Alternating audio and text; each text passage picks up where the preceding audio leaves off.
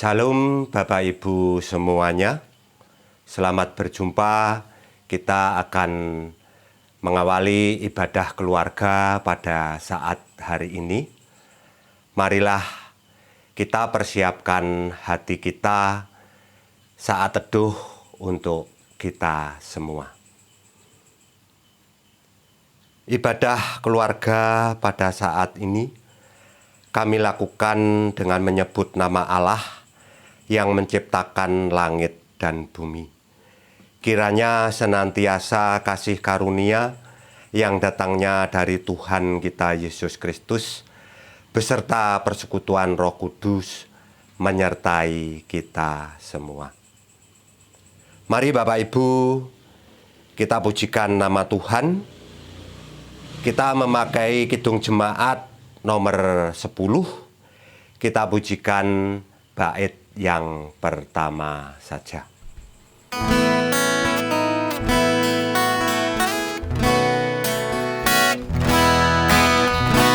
Pujilah Tuhan Sang Raja yang Maha Mulia, segenap hati dan jiwaku pujilah Dia. Datang bergaul, berilah musikmu bergaul, angkatlah puji-pujian. Sebelum kita merenungkan membaca firman Tuhan pada saat ini, mari kita tunduk kepala, kita minta terang lebih dulu kepada Tuhan. Mari kita berdoa. Terima kasih ya Bapa atas pertolongan-Mu, sehingga pada saat ini Engkau masih memberi kami napas dan kesehatan. Dan pada saat ini ya Bapa, kami bisa berkumpul bersama dengan saudara-saudara kami. Niat dan tujuan kami untuk memuliakan nama-Mu. Kami juga berdoa untuk saudara-saudara kami yang pada saat hari ini yang tidak bisa mengikuti ibadah, satu persatu kami serahkan di tangan-Mu. Yang kiranya yang menderita sakit, urapi ya Bapa, Engkau sendiri yang menjamah perantaraan obat, perantaraan juru medis, sehingga saudara kami bisa sembuh seperti sedia kala. Dan kepada saudara-saudara kami yang menjauh dari sisi-Mu, tolong ketuk hatinya, sehingga di lain waktu bisa memuliakan nama-Mu. Jalannya ibadah pada saat ini ya Bapa, awal, pertengahan, sampai akhirnya kami minta pertolongan-Mu, Roh Kudus-Mu saja yang akan mengurapi kami semua. Demikian seru doa ini kami panjatkan di dalam nama Tuhan kami, Yesus Kristus. Amin. Bapak Ibu semuanya, firman Tuhan pada saat ini saya ambilkan di Injil Lukas. Injil Lukas bab 6 akan saya baca ayatnya yang ke-37 sampai yang ke-42. Saya ulangi, Lukas bab 6 ayat 37 sampai yang ke-42. Yang demikian firman Tuhan. Janganlah kamu menghakimi, maka kamu pun tidak akan dihakimi. Dan janganlah kamu menghukum, maka kamu pun tidak akan dihukum. Ampunilah, dan kamu akan diampuni. Berilah, dan kamu akan diberi. Suatu takaran yang baik, yang dipadatkan, yang diguncang, dan yang tumpah keluar akan dicurahkan ke dalam ribaanmu. Sebab ukuran yang kamu pakai untuk mengukur akan diukurkan kepadamu. Yesus mengatakan pula suatu perumpamaan kepada mereka. Dapatkah orang buta menuntun orang buta? Bukankah keduanya akan jatuh ke dalam lubang? Seorang murid tidak lebih daripada gurunya. Tetapi barang siapa yang telah tamat pelajarannya akan sama dengan gurunya. Mengapakah engkau melihat selumbar di dalam mata saudaramu, sedangkan balok di dalam matamu sendiri tidak engkau ketahui? Bagaimanakah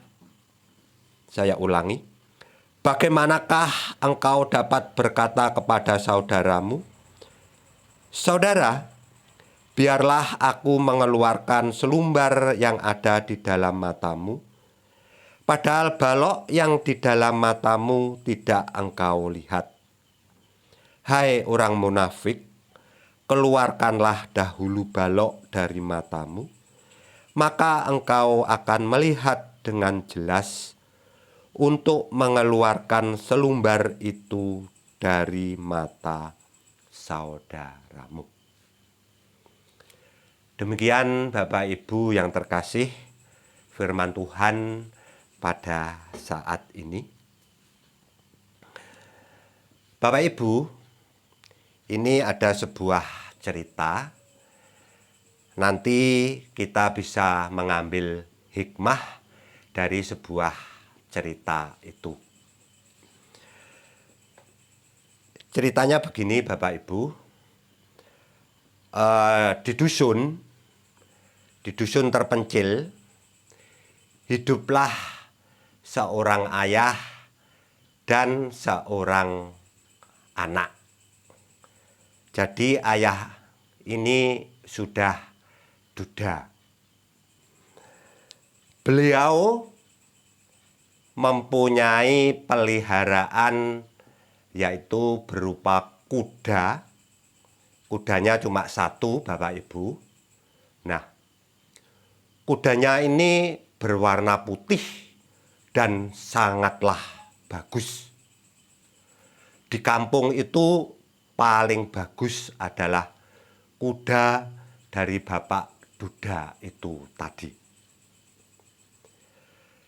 Pada suatu hari Bapak Ibu yang terkasih, ada seorang pejabat dari kerajaan itu berkunjung ke dusun itu. Beliau berjalan-jalan karena apa? Pejabat ini memang suka sekali melihat keadaan rakyatnya, bagaimana keadaan rakyatnya itu. Nah, saat itu pejabat ini mengetahui bahwa Bapak Duda tadi memiliki peliharaan yaitu berupa kuda yang sangat bagus sekali. Warnanya putih, besar, dan gemuk. Pejabat ini ingin membelinya, Bapak Ibu. Dia bertanya kepada bapak itu, "Pak, bolehkah kuda Bapak ini saya beli dengan harga 5 kali lipat dari biasanya harga kuda?" Misalkan kalau kuda Bapak ini dijual dengan harga 1 juta, saya berani membeli 5 juta.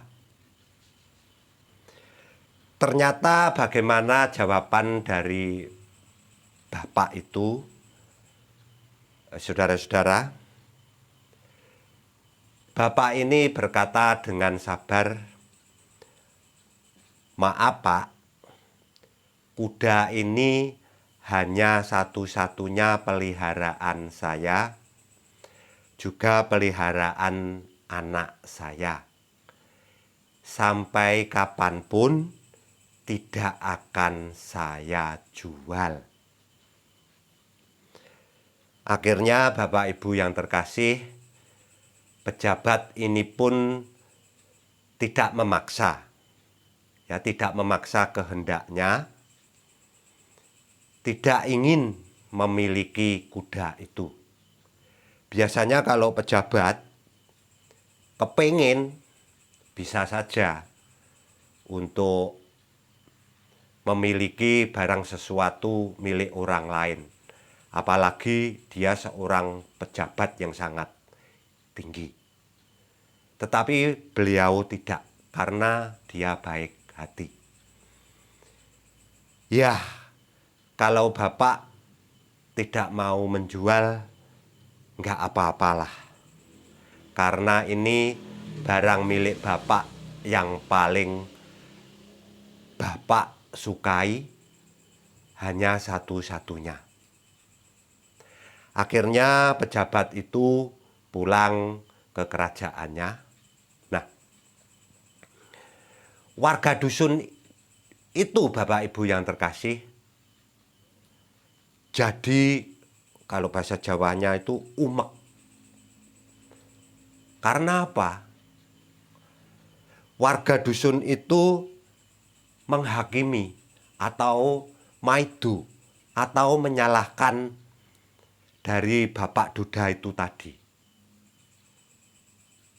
Wah, sampeyan kuwi goblok, Pak.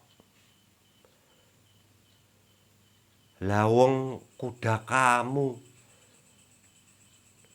dibeli sampai 5 kali lipat. Kudamu kalau kamu jual itu akan mendapatkan banyak. Bisa beli sawah, bisa beli kuda yang lain, juga bukan satu. Nanti kan lebih banyak daripada kuda kamu. Ternyata apa Bapak Ibu yang dikasihi Tuhan, Bapak Duda tadi mengatakan dengan sabar, Bapak Ibu hanya melihat sekilas saja. Bapak Ibu hanya melihat sampulnya saja, tetapi tidak melihat begitu dalamnya arti ini. Apa ya maksudnya? Itu kata-kata dari warga di situ. Nah, Bapak Ibu yang terkasih, pada suatu saat anak daripada Bapak Duda ini berjalan-jalan naik kuda itu mengelilingi kampungnya. Suatu saat anak daripada Bapak Duda ini terjatuh, Bapak Ibu. Terjatuh dari atas kuda itu, akhirnya kakinya patah. Nah, rame lagi Bapak Ibu yang terkasih, warga di dusun itu menghakimi daripada Bapak Duda tadi. Mbiyen wis diomongi, disuruh menjual saja kudanya, sekarang anaknya ceblok, sikile cuklek, rasakno kapok pora. Begitulah orang-orang di kampung itu menghakimi daripada Bapak Duda tadi. Dengan sareh, dengan sabar, Bapak Duda juga berkata, Bapak Ibu hanya melihat selembar kertas saja. Padahal isinya kertas itu banyak. Iki apa meneh iki Bapak Duda iki. Omongane kok orang genah. Sambil ngerundel, warga di kampung itu akhirnya pergi juga. Nah, suatu saat Bapak Ibu yang terkasih, di kerajaan itu kedatangan musuh. Musuhnya adalah sangat kuat sekali. Dikabarkan bahwa kerajaannya akan diserang. Akhirnya Bapak Ibu yang terkasih, kerajaan itu memberikan undang-undang atau peraturan bahwa pemuda di seluruh kerajaan itu wajib ikut militer, wajib ikut berperang untuk menghadapi musuh yang akan menyerang kerajaan di situ. Akhirnya apa Bapak Ibu yang terkasih? Pemuda-pemuda yang ada di desa itu pun yang tadinya juga mengolok-ngolok pemuda yang jatuh itu, akhirnya nggak bisa juga ikut berperang. Dan dikabarkan juga bahwa musuh dari kerajaan itu sangatlah kuat. Akhirnya ayah, ibu yang mempunyai pemuda yang sehat itu menangis. Karena apa? Merasa, waduh, anakku engko perang, di medan perang mati apa urip ya? Akhirnya menyesal Bapak Ibu yang terkasih. Nah, pemuda yang jatuh itu tadi, anaknya Pak Duda, otomatis kan nggak bisa ikut wajib militer. Karena apa? Karena kecelakaan, kakinya patah, selamat dia. Akhirnya orang-orang sekampung itu mendatangi Bapak Duda tadi, minta maaf. Betul Bapak apa kata yang engkau ucapkan?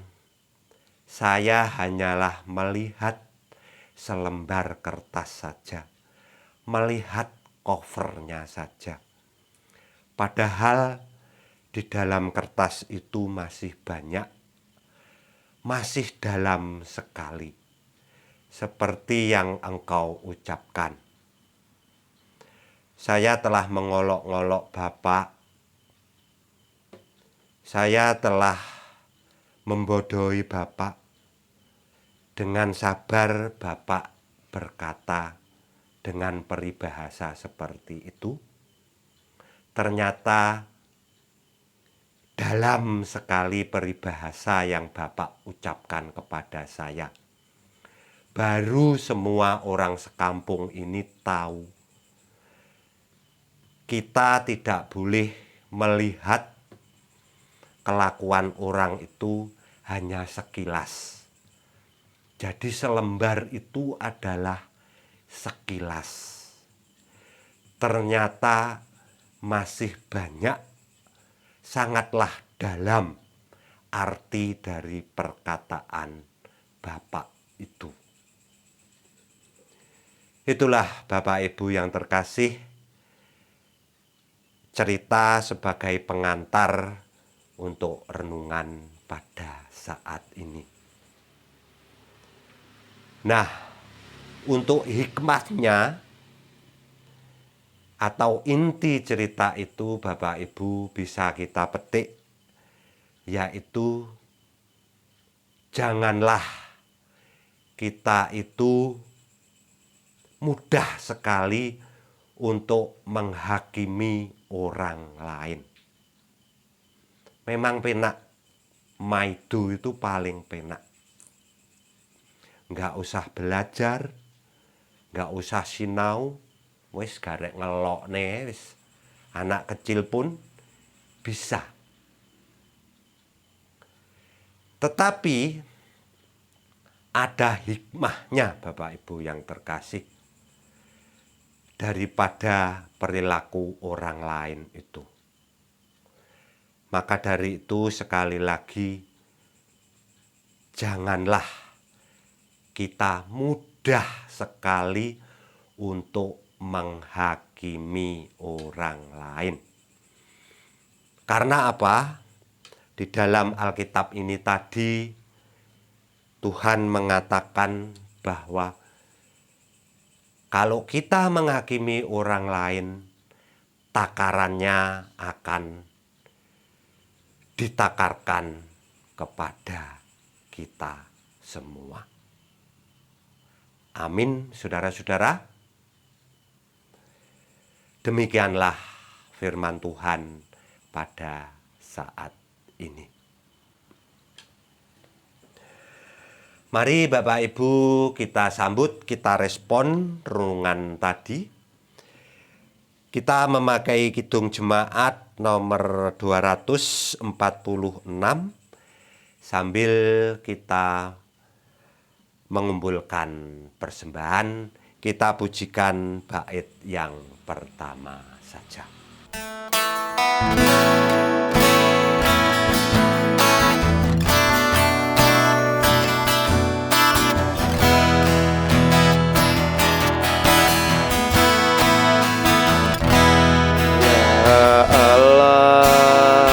Yang maha tinggi, Kau pencipta dunia ini.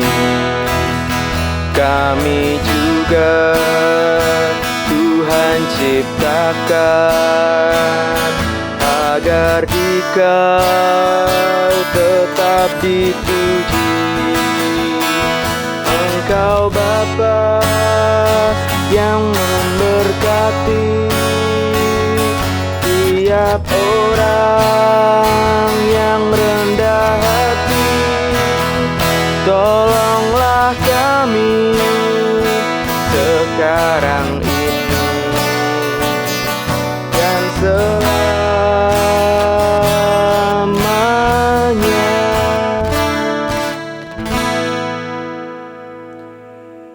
Mari Bapak Ibu kita masuk di dalam doa syafaat.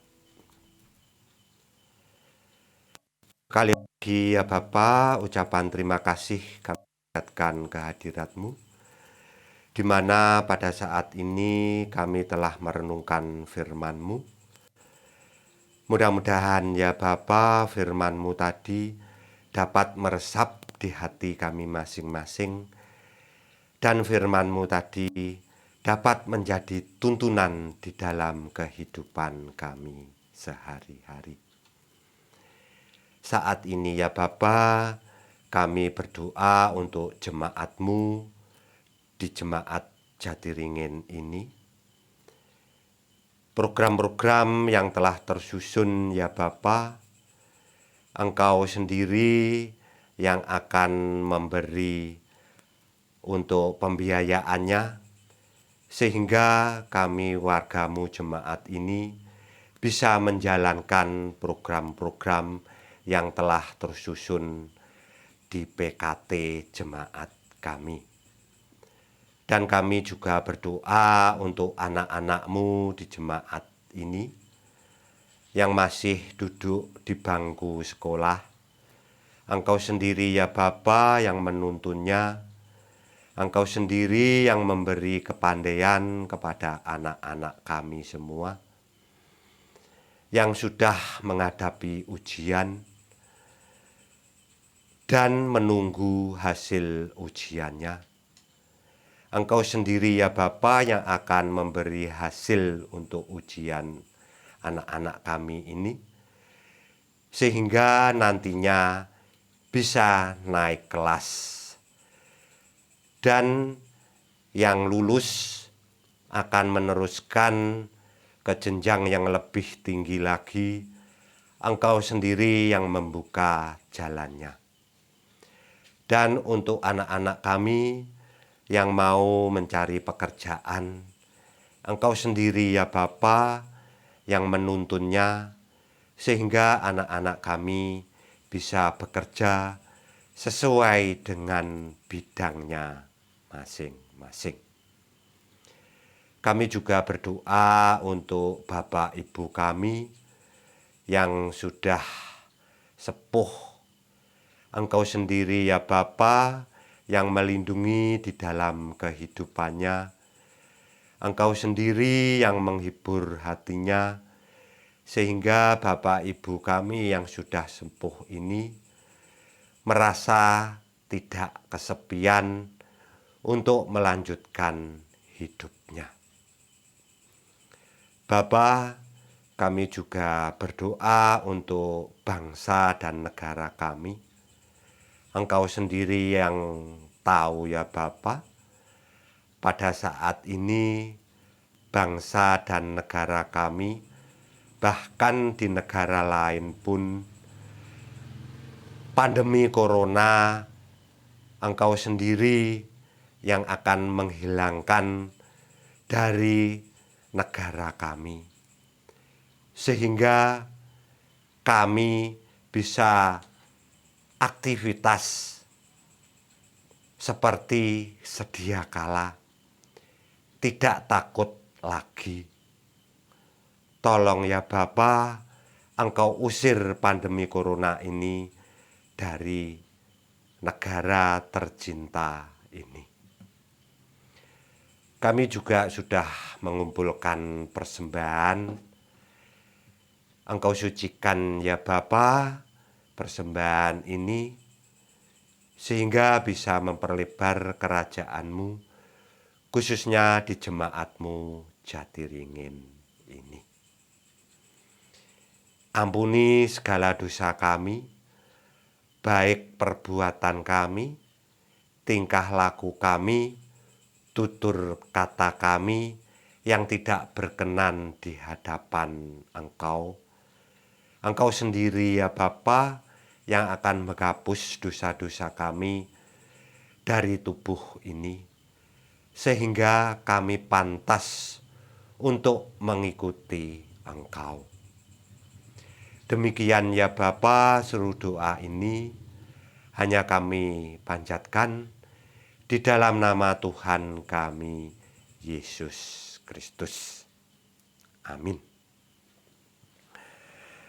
Mari Bapak Ibu yang terkasih, ibadah keluarga pada saat ini kita tutup dengan nyanyian Kidung Jemaat nomor 408. Kita pujikan bait yang pertama saja.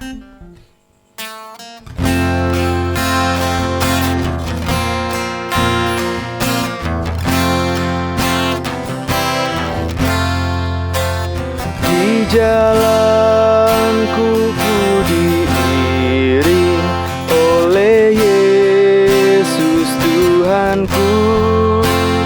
Apakah yang kurang lagi jika Dia panduku? Diberi damai sorgawi, asal imanku teguh. Suka duka dipakainya untuk kebaikanku. Suka duka dipakainya untuk kebaikanku.